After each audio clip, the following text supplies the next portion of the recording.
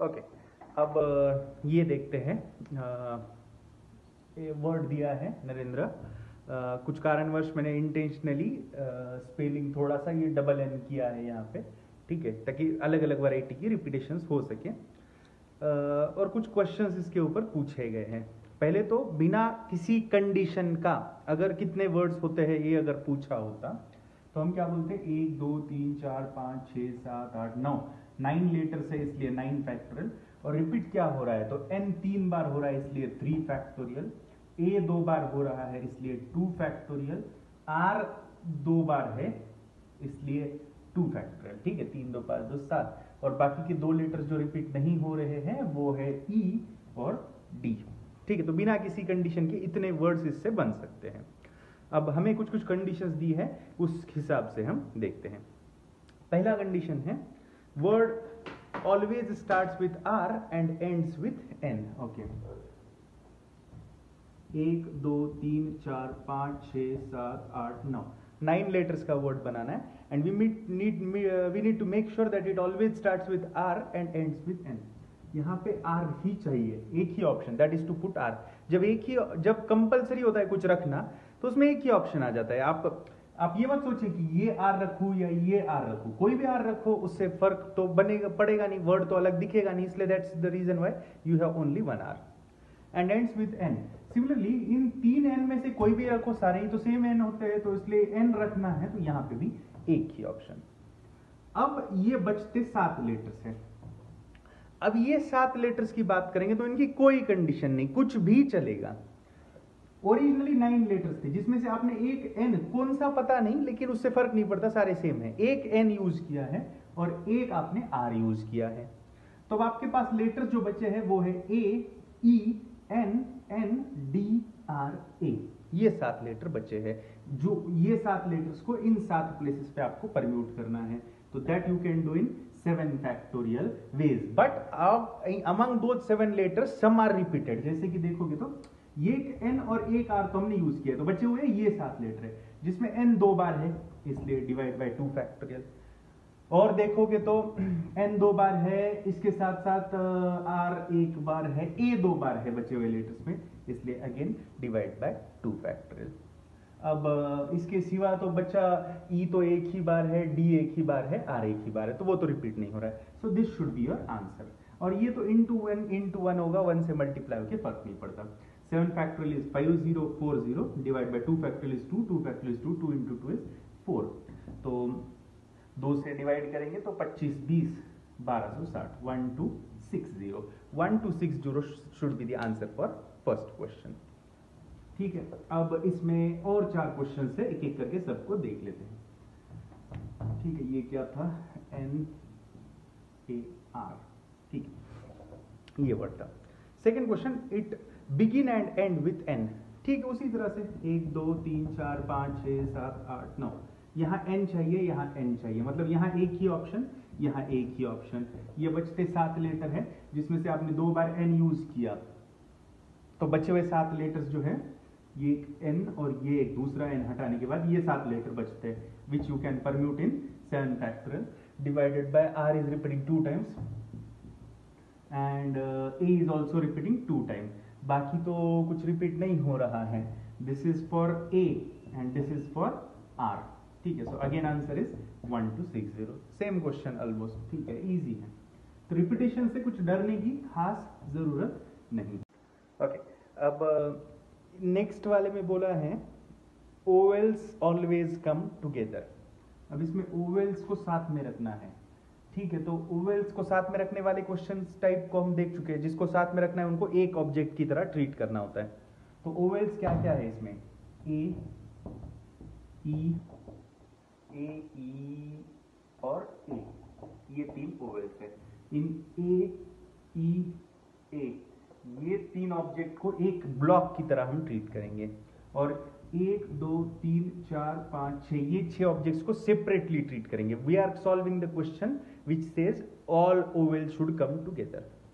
ठीक है, ए ई ए को एक ब्लॉक मानेंगे और इनको सेपरेट ब्लॉक। तो बाहर से अरेंजमेंट देखोगे तो एक ब्लॉक है और N R N N D R ये लेटर्स है। तो देखोगे तो 1 2 3 4 5 6 7 ब्लॉक्स है, 1 2 3 4 5 6 7 ऑब्जेक्ट्स है। 7 ऑब्जेक्ट्स को आप घुमा सकते हैं 7 फैक्टोरियल वेज में। लेकिन ये 7 ऑब्जेक्ट्स में से देखोगे तो n 3 ऑब्जेक्ट सेम है, इसलिए you will have to divide by 3 factorial, and r भी 2 बार सेम है, इसलिए डिवाइड बाय 2 फैक्टोरियल। ये तो हो गए बाहर से अरेंजमेंट। अगर ब्लॉक के अंदर जाके देखते हो तो इस ब्लॉक में क्या है, ब्लॉक में है AAE, तो ब्लॉक के अंदर AAE हो सकता है, EAA हो सकता है, वगैरह वगैरह। तो ब्लॉक की इंटरनल अरेंजमेंट मतलब ब्लॉक कहाँ है वो तो इंपॉर्टेंट रहेगा, और ब्लॉक के अंदर के ऑब्जेक्ट्स की ऑर्डर बदल देंगे तो नए नए वर्ड्स बनेंगे। तो ब्लॉक के अंदर 3 लेटर इसलिए 3 फैक्टोरियल, और जिसमें से 2 लेटर्स A है इसलिए डिवाइड बाय 2 फैक्टोरियल। ठीक है, तो अगेन इस क्वेश्चन को भी आप ध्यान से देखोगे तो वही बात आ रही है, 1260 is the answer. I hope this point is clear. अब नेक्स्ट क्वेश्चन बोल रहा है no two vowels occur together, no two vowels should be together, कोई भी 2 ओवेल साथ में नहीं चाहिए। तो ये क्वेश्चन टाइप को भी हम पहले एक बार देख चुके हैं, उसी तरह से हमें सॉल्व करना है। नो टू ओवेल टुगेदर बोलने के बाद जिनके ऊपर दिक्कत नहीं है, जो साथ में आ भी सकते नहीं भी आ सकते, जिनके ऊपर कंडीशन नहीं, उनको पहले अरेंज कर लेना चाहिए। That means no two vowels together कहा है तो first let's arrange the consonants. Consonants कहीं पे भी आ सकते हैं, तो 6 कंसोनेंट्स है इसलिए 6 फैक्टोरियल, जिसमें से n 3 बार है इसलिए डिवाइड बाय 3 फैक्टोरियल, r 2 बार है इसलिए divide by 2 factorial. I hope this point is clear. अब ओवेल कहां आ सकता है, यहां आ सकता है, सबसे पहले कंसोनेंट के लेफ्ट साइड में आ सकता है। इधर नहीं आ सकता क्योंकि फिर 2 ओवेल साथ में हो जाएंगे। ओवेल यहां आ सकता है, यहां आ सकता है, यहां आ सकता है, यहां।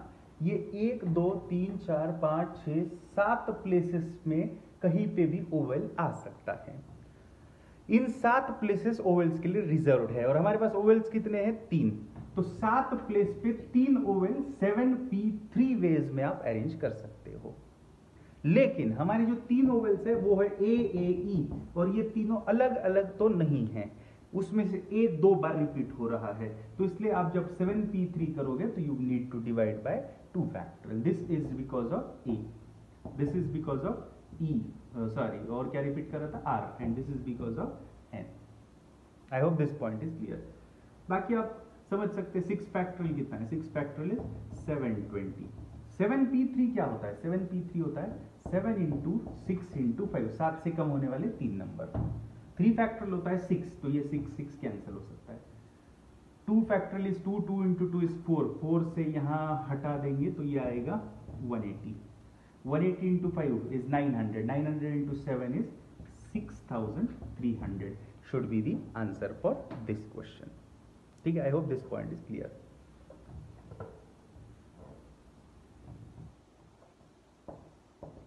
ठीक है, ये साथ ले सकते हैं। अब नेक्स्ट क्वेश्चन इसका बोल रहा है all ends are all ends are together, ends together, सारे n साथ में होने चाहिए, but no 2 r's together। मतलब n सारे साथ में चाहिए लेकिन कोई भी 2 r साथ में नहीं चाहिए।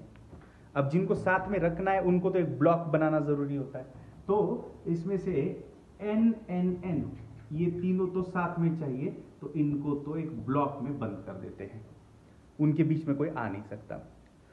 दूसरी कंडीशन है r के ऊपर कि कोई भी 2 r साथ में नहीं चाहिए। मतलब अब देखो n को तो एक ब्लॉक में बंद कर दिया, ठीक है, n को तो एक ब्लॉक में बंद कर दिया, इसके बाद बचते लेटर ये 6 लेटर है A A E R D R, ठीक है, जिसमें से भी कंडीशन R के ऊपर है कि वो साथ में नहीं आने चाहिए। तो इन 2 R's को छोड़ के बाकियों को हम अरेंज कर देंगे। बाकी अरेंज करते वक्त एक तो ये ब्लॉक है, इसको एक ही ऑब्जेक्ट की तरह ट्रीट करना है, ये एक ऑब्जेक्ट है। इसके बाद है A E D, ठीक है, ये R को बाद में देखते हैं। R कोई भी 2 R साथ में नहीं चाहिए तो उनको बाद में देखते हैं, जैसे किया ना नो टू ओवेल्स टुगेदर में हमने ओवेल्स को बाद में देखा था। तो 1 2 3 4 5 ये 5 ऑब्जेक्ट्स को आप अरेंज कर सकते हो 5 फैक्टोरियल वेज में। मतलब ये ए इधर जा सकता है, ये बॉक्स इधर आ सकता है, ई जो है वो इधर स्टार्ट में आ सकता है, ए जो ये डी जो है वो इन बॉक्स के इधर से आ सकता है, कहीं से भी हो सकता है। तो ये 5 ऑब्जेक्ट को 5 फैक्टोरियल वेज में घुमा सकते हैं। हाँ, लेकिन उस 5 ऑब्जेक्ट्स में से 2 ऑब्जेक्ट सेम है, इसलिए you will have to divide by 2 factorial. ये हो गया एक्सटर्नल अरेंजमेंट। अब बॉक्स के अंदर देखेंगे तो बॉक्स के अंदर 3 बार n है, तो बॉक्स की इंटरनल अरेंजमेंट देखेंगे तो वो हो जाएगी 3 फैक्टोरियल, क्योंकि 3 लेटर, लेकिन तीनों सेम होने के कारण you will again have to divide by 3 factorial. मतलब इस बार बॉक्स के अंदर नहीं भी देखेंगे तो कोई फर्क नहीं पड़ेगा, क्योंकि बॉक्स के अंदर जो भी ऑब्जेक्ट्स है वो सारे सेम ही हैं एक तरीके से देखा जाए तो। ठीक है, आई hope this point is clear. अब बचती अरेंजमेंट सिर्फ 2 आर्स की है। अब आर यहां आ सकता है, यहां आ सकता है, इस बीच में नहीं जा सकता एंड्स के, यहां आ सकता है, यहां आ सकता है। तो 1 2 3 4 5 6 जगह है आर्स को लिखने के लिए, 6 जगह है, जिसमें से कोई भी 2 जगह पे हम आर को परम्यूट कर सकते हैं, क्योंकि आर 2 ही बार है। तो आर की अरेंजमेंट होगी 6p 2 वेज में। लेकिन हाँ, आर दोनों आर सेम है, इसलिए you will have to divide by 2 factorial. I hope this point is clear. ठीक है, 6p2 डिवाइड बाय 2 फैक्टोरियल। अब जिसमें 5 फैक्टोरियल इज 120, ये तो पार्ट हट गया। 6p2 is 6 into 5, 6 into 5 is 30, 30 by 2 is 15, and 2 से डिवाइड करेंगे तो ये आएगा 60, 60 into 15 is 900। So 900 is the answer for third question, this fifth question.